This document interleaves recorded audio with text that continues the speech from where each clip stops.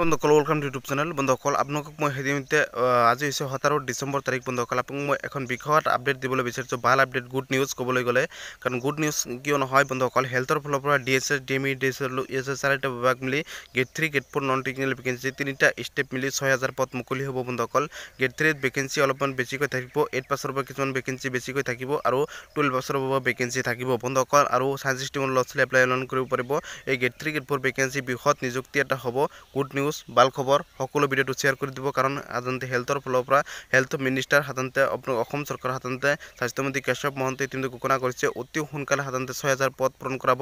5-6000 মোটামুটি 6000 পদ পূৰণ কৰাব। অসম পুলিচত 4000 কৈছিল বন্ধুসকল, তেতিয়া মুকলি হ'ল 5500। যিমান পদ খালী হ'বলগীয়া আছে সকলো পদ খালী হ'ব। কাৰণ ইতিমধ্যে আগন্তুক দিনত ইলেকশ্যন আহিবলগীয়া আছে আৰু ইলেকশ্যন আগতে অসম চৰকাৰ যিকোনো পৰীক্ষা অনুষ্ঠিত নহয়, অসম পুলিচৰ ফিজিকেল অনুষ্ঠিত নহয়। যিবোৰ ভুৱা বাতৰি, ভুৱা ভিডিঅ' বনাই আছে তেওঁলোকক কৈছোঁ এই ভুৱা ভিডিঅ'বোৰ নবনাব। আৰু সাধাৰণতে কাৰণ এতিয়ালৈকে SLR অফিচিয়েল ছাইটত কোনো ধৰণৰ নোটিছ প্ৰকাশ পোৱা নাই।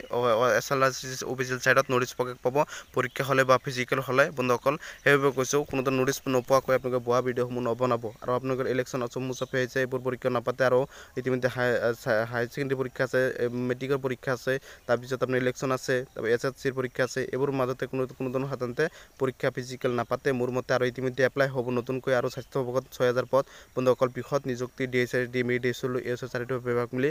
কোৱালিফিকেশ্যন 8 পাছৰ পৰা এপ্লাই কৰিব পাৰিব। কোৱালিফিকেশ্যন 12 পাছ সায়েন্স ষ্ট্ৰীমৰ পৰা এপ্লাই কৰিব পাৰিব। কোৱালিফিকেশ্যন আপোনাৰ বেটচি পাছ, DMM, ANM, GNM, DM, GNM সকলো কোৱালিফিকেশ্যন। কেৱল টেকনিকেল ল'ৰা ছোৱালী কেৱল সায়েন্স ষ্ট্ৰীমৰ পৰা যিবোৰ ওপৰ কোৱালিফিকেশ্যন আছে সকলোৱে এপ্লাই কৰিব পাৰিব।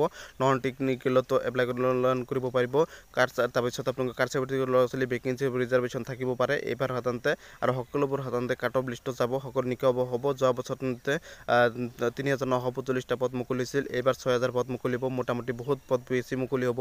গুড নিউজ, ভাল খবৰ। স্বাস্থ্যমন্ত্ৰী কেশৱ মহন্তই ইতিমধ্যে ঘোষণা কৰিছে, ভাল খবৰ। ইমান এটা ৰাতিপুৱাই পৰা ইমান ভাল খবৰ এটা দিছোঁ, ইয়াতকৈ ভাল খবৰ নাই বন্ধুসকল। সেইবাবে কৈছোঁ ভিডিঅ'টো অনেক শ্বেয়াৰ কৰি দিব, চেনেলটো ছাবস্ক্ৰাইব কৰি দিব। আৰু মোটামুটি সাধাৰণতে মই কেইদিনমান আগৰ পৰা কৈ আছোঁ যে স্বাস্থ্য বিভাগৰ পদ মুকলি হ'ব। কোনো বিশ্বাস কৰা নাছিল, আপোনালোকে প্ৰমাণটো পালে যোৱাকালি সাধাৰণতে। যদি এতিয়ালৈকে ভিডিঅ'টো চোৱা নাই, নিউজ লাইভ পৰ্টেল সকলোৰে আগত স্বাস্থ্যমন্ত্ৰী কেশৱ মহন্তই ঘোষণা কৰিছে আগন্তুক দিনত 6000 পদ অতি সোনকালে পূৰণ কৰা হ'ব। এডভাৰটাইজ মুকলি হ'ব, এপ্লাই হ'ব, পৰীক্ষা হ'ব, ভাইভা টেষ্ট হ'ব বন্ধুসকল। সকলোৱে ছাপোৰ্ট কৰিব, প্ৰিপাৰেশ্যন কৰক। মই প্ৰিপাৰেশ্যন কৰি আৰম্ভ কৰি দিছোঁ আৰু আৰম্ভ কৰিম। আগন্তুক দিনত প্ৰিপাৰেশ্যন ভালকৈ কৰি যাম আৰু আপোনালোকেও প্ৰিপাৰেশ্যন কৰক। সকলো আপডেট মোৰ চেনেলৰ পৰা পাব। স্বাস্থ্য বিভাগৰ সকলোৱে ছাপোৰ্ট কৰিব, চেনেলটো ছাবস্ক্ৰাইব কৰি দিব। সকলো খবৰ মোৰ চেনেলৰ পৰা পাব। দায়িত্ব সহকাৰে সকলো আপডেট দিম।